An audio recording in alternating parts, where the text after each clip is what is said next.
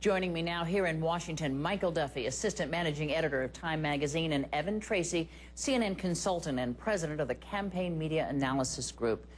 Evan, first let's just get the 50,000-foot view. $3 billion in ads in this midterm election. Compare that to other years. Well, it's going to be a record cycle. We're looking about to be anywhere from 300 million or more above where we were in 2008, which was the last record year.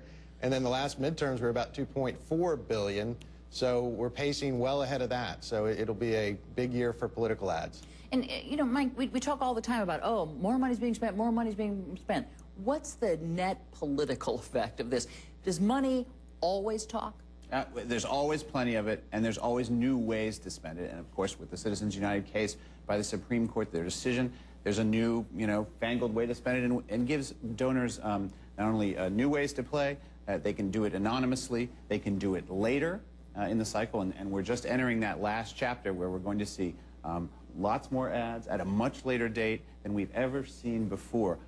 One official who I know who's running one of these groups says he's going to spend 2/3 of the money he's raised in the next 3 weeks. And that's generally what we do see of ads of any sort, right? Is they just do not turn on your TV set in the last couple of weeks of a campaign. Right, Candy. Politics is the only business I'm aware of that spends the most amount of money on advertising when it has the least amount of people left to influence. It's all about getting those late, independent, undecided voters who are just tuning in. Is there any evidence that these outside ads, and let's just narrow it down to the that segment which does not have to reveal who has given it money, any evidence that those ads are any more effective than all the other ads that are out there? There's a detailed issue that makes a difference, and that is because they can go later without having to disclose anything the way they did in the last cycle.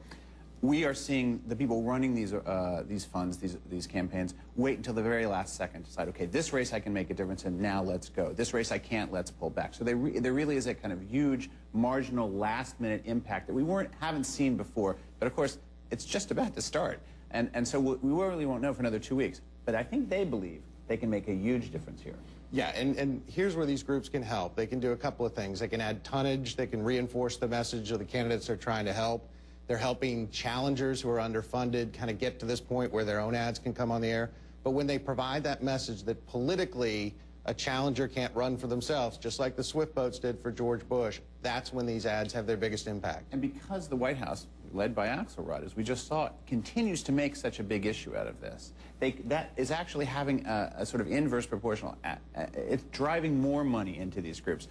Every time he mentions the Chamber of Commerce, more people are calling up the Chamber